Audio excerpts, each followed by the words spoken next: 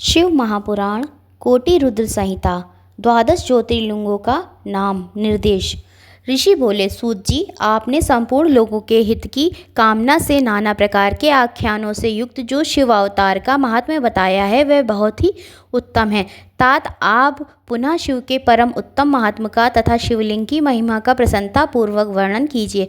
भूमंडल में अथवा अन्य स्थलों में भी जो जो प्रसिद्ध शुभ शिवलिंग विराजमान है, भगवान शिव के उन सभी दिव्य लिंगों का समस्त लोगों के हित इच्छा से आप वर्णन कीजिए। सूत जी ने कहा, महर्षियों, संपूर्ण तीर्थ लिंगमय है, सब कुछ लिंग में ही प्रतिष्ठित है। उन शिवलिंगों की कोई गणना नहीं है, तथापि मैं उनका किंचित वर्णन करता हूँ। संसार में कोई भी वस्तु शिव के स्वरूप से भिन्न नहीं है। मुनि श्रेष्ठ सौनक, इस भूमंडल पर जो मुख्य मुख्य ज्योतिर्लिंग हैं उनका मैं वर्णन करता हूँ। उनका नाम सुनने मात्र से मनुष्य पाप से दूर हो जाता है। सौराष्ट्र में सोमनाथ, श्रीशैल पर मल्लिकार्जुन, उज्जैनी में महाकाल, ओमकार तीर्थ में परमेश्वर, हिमालय के शिखर पर केदार, डाकिन्य क्षेत्र में भीमाशंकर, वाराणसी में विश्वनाथ, गोदावरी के तट पर त्र्यंबक, चिताभूमि में वैद्यनाथ, दारुका वन में नागेश, सेतुबंध में रामेश्वर तथा शिवालय में घुश्मेश्वर का स्मरण करें। जो प्रतिदिन प्रातःकाल उठकर इन 12 नामों का पाठ करता है उसके सभी प्रकार के पाप छूट जाते हैं और उसे संपूर्ण सिद्धियों का फल प्राप्त हो जाता है। सौराष्ट्रे सोमनाथं च श्रीशैले मल्लिकार्जुनम् उज्जैन्यं महाकालम् ओंकारे परमेश्वरं केदारं हिमवृत्पृष्ठे डाकिन्यां भीमाशंकरं वाराणस्या च विश्वेशं त्र्यंबकं गौतमीतटे वैद्यनाथं चिताभूमौ नागेशं दारुकावने सेतुबन्धे च रामेशं घुश्मेशं तु शिवालये 12 नमामि प्रातरुत्थान यः पठेत् सर्वपापैर्विनिर्मुक्तं सर्वसिद्धिफलं लभेत्। इन लिंगों पर चढ़ाया गया प्रसाद सर्वदा ग्रहण करने योग्य होता है। उसे श्रद्धा से विशेष यत्न पूर्वक ग्रहण करना चाहिए। ऐसा करने वाले के समस्त पाप उसी क्षण विनष्ट हो जाते हैं। हे मुनीश्वर, मलेच्छ, अनंत्यज अथवा नपुंसक कोई भी हो, वह ज्योतिर्लिंग के दर्शन के प्रभाव से द्विज कुल में जन्म लेकर मुक्त हो जाता है। इसलिए ज्योतिर्लिंग का दर्शन अवश्य करना चाहिए। इस प्रकार संक्षेप में इन ज्योतिर्लिंगों के दर्शन का फल वर्णन किया गया। अब इसके अनंतर इनके उपलिंगों का वर्णन भी यहाँ विस्तार पूर्वक प्रस्तुत किया गया है। काशी आदि के विभिन्न लिंगों का वर्णन। सूत जी कहते हैं, गंगा के तट पर परम प्रसिद्ध काशी नगरी है जो सबको मुक्ति प्रदान करने वाली है। उसे लिंगमयी ही जानना चाहिए। वह सदाशिव की निवास स्थली है।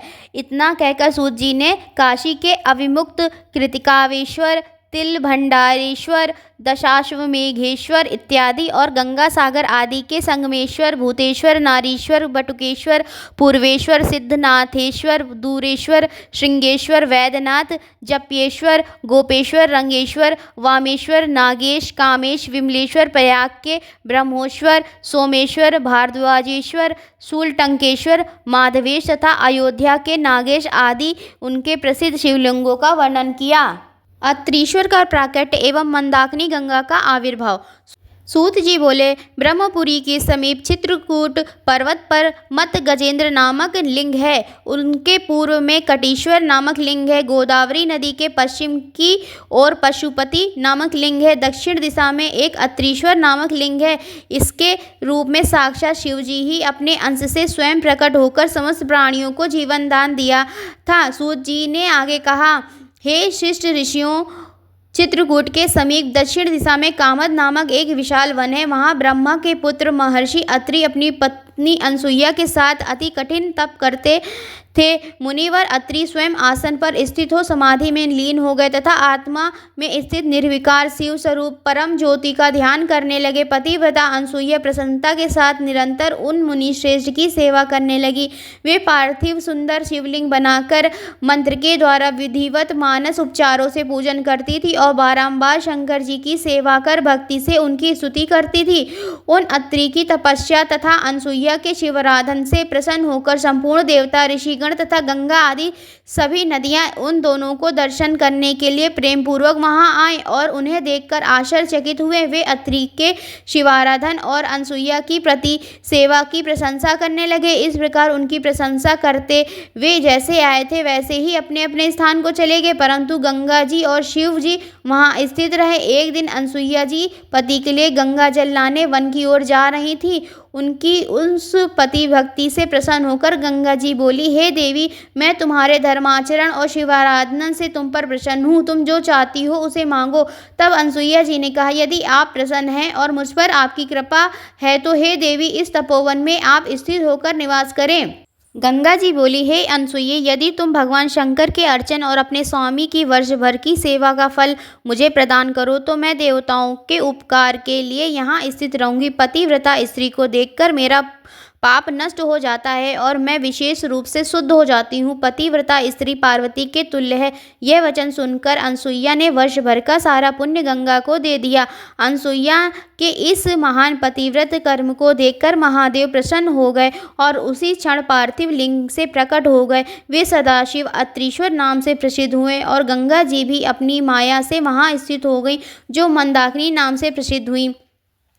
नर्मदा के तट पर नंदिकेश्वर का प्रादुर्भाव। हे मुनीश्वर, इस प्रकार मैंने अत्रीश्वर की उत्पत्ति एवं महात्म्य आपसे कहा, जो समस्त मनोरथों को पूर्ण कर भक्ति को बढ़ाने वाला है। सूत जी कहते हैं, हे सुरवते, रेवा नदी के तट पर जितने शिवलिंग हैं उनकी गणना नहीं की जा सकती। रुद्रदेव वह रेवा दर्शन मात्र से पापों का नाश करते हैं और उसमें जो भी पाषाण स्थित है वे शिव स्वरूप ही हैं। भोग एवं मोक्ष देने वाले कई प्रमुख शिवलिंग वहाँ स्थित हैं, जिनमें नंदिक देव संपूर्ण कामनाओं को पूर्ण करने वाले कहे गए हैं। जो रेवा नदी के तट पर स्नान करके भगवान नंदिकेश्वर का पूजन करता है उसे संपूर्ण सिद्धियां प्राप्त होती हैं। ऋषिगणों के पूछने पर सूत जी ने कहा, महर्षियों, पूर्व समय में किसी ब्राह्मण की ऋषिका नामक एक कन्या थी। उसने अपनी उस कन्या का विवाह विधान पूर्वक किसी ब्राह्मण से कर दिया। वह द्विज पत्नी अपने पूर्व जन्म के किसी अशुभ कर्म के प्रभाव से बाल्यावस्था में ही विधवा हो गई। तब वह ब्राह्मण पत्नी ब्रह्मचार्य व्रत के पालन में तत्पर हो पार्थिव पूजन पूर्वक कठोर तप करने लगी। उसी समय महामायावी मूढ़ नामक दुष्ट असुर काम बाढ़ से पीड़ित होकर वहां आ गया। तपस्या करती हुई उस सुंदर स्त्री को देखकर अनेक प्रकार का प्रलोभन देकर उसके साथ सहवास की याचना करने लगा। तपस्या में संलग्न उस ब्राह्मणी द्वारा तिरस्कृत हुए उस दैत्य ने उस पर अत्यंत क्रोध किया। अपना विकट रूप दिखाते हुए दुर्वचन कहकर डराने लगा। तब शिवपरायणा वह द्विज पत्नी भयभीत होकर अत्यंत व्याकुल हो शिव का नाम जपने लगी। उस अपने धर्म की रक्षा के लिए शिवजी की शरण में चली गई। तब शरणागत की रक्षा, सदाचार की स्थापना तथा ब्राह्मणी को आनंद प्रदान करने के लिए सदाशिव वहीं प्रकट हो गए। भक्त वत्सल भगवान शंकर ने उस दैत्यराज मूढ़ को तत्काल भस्म कर दिया और ब्राह्मणी की ओर कृपा दृष्टि से देखते हुए कहा, वर मांगो। ऋषिका बोली, देव देव महादेव, आप मुझे अपने चरणों की परम उत्तम एवं अनन्य भक्ति प्रदान कीजिए। प्रभु, मेरी दूसरी प्रार्थना है कि आप लोक कल्याण के निमित्त यहीं पर निवास कीजिए। भगवान शंकर ने कहा, हे ऋषिके, तुमने जो वर मांगे हैं उन सभी को मैं तुम्हें प्रदान करता हूँ। इस अवसर पर शिवजी को प्रकट हुआ जानकर ब्रह्मा विष्णु आदि देवता वहां पहुंच गए और प्रसन्नचित्त होकर उनकी स्तुति की। इसी समय भगवती गंगा जी ने वहां आकर साध्वी ऋषिका के भाग्य की प्रशंसा करते हुए प्रसन्नचित्त होकर उनसे कहा, हे साध्वी, तुम वैशाख महीने में एक दिन मेरे कल्याण के लिए अपने समीप में रहने का मुझे वचन दो, जिससे मैं एक दिन तुम्हारा सामीप्य प्राप्त करूं। गंगा जी का यह वचन सुनकर उस साध्वी ने इसे स्वीकार लिया। शिवजी भी उसके द्वारा निर्मित उस पार्थिव लिंग में ही अपने पूर्णांश से प्रविष्ट हो गए। उसी दिन से नर्मदा का यह तीर्थ ऐसा उत्तम और परम पावन तीर्थ हो गया, जहाँ शिवजी नंदिकेश नाम से प्रसिद्ध होकर स्थित हैं। गंगा जी भी प्रतिवर्ष वैशाख माह की सप्तमी के दिन सबके कल्याण की इच्छा से तथा अपने उस पाप को धोने के लिए वहां जाती हैं जो मनुष्यों से वे ग्रहण करती हैं। पश्चिम दिशा के शिवलिंगों के वर्णन क्रम में महाबलेश्वर लिंग का महत्व। सूत जी कहते हैं, ब्राह्मणों, अब पश्चिम दिशा में जो लिंग भूतल पर प्रसिद्ध है उन शिवलिंगों को सद्भक्ति पूर्वक सुनिए। कपिला नगरी में कालेश्वर एवं रामेश्वर नामक 2 महादिव्य लिंग हैं जो दर्शन मात्र से पापों को नष्ट करते हैं। पश्चिम सागर के तट पर महासिद्धेश्वर लिंग है जो धर्म अर्थ काम मोक्ष को प्रदान करते हैं। पश्चिम समुद्र के तट पर गोकर्ण नामक उत्तम क्षेत्र है। यह ब्रह्म हत्या आदि पापों को नष्ट करने वाला और संपूर्ण कामनाओं का फल प्रदान करने वाला है। गोकर्ण क्षेत्र में करोड़ों शिवलिंग है और पग पग पर असंख्य तीर्थ हैं।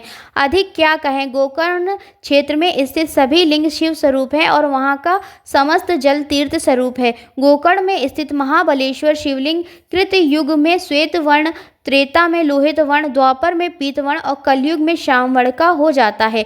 महापाप करने वाले लोग भी यहाँ गोकर्ण क्षेत्र में विराजमान महाबलेश्वर लिंग की पूजा कर शिव पद को प्राप्त हुए हैं। उत्तर दिशा में विद्यमान शिवलिंग का वर्णन। सूत जी बोले, हे ब्राह्मणों, अब मैं उत्तर दिशा में विराजमान मुख्य शिवलिंगों का वर्णन कर रहा हूँ।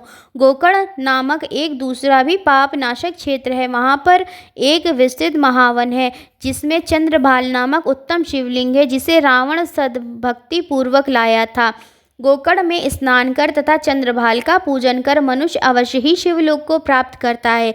ऋषि नामक उत्तम तीर्थ में दधीची नामक शिवलिंग है। इसे दधीची मुनि ने स्थापित किया था। वहां जाकर विधि पूर्वक स्नान कर दधीचेश्वर का आदर पूर्वक पूजन करना चाहिए। नैमिषारण्य में सभी ऋषियों द्वारा स्थापित ऋषीश्वर नामक शिवलिंग है। उसके दर्शन एवं पूजन से पापी लोगों को भी भोग और मोक्ष प्राप्त होता है।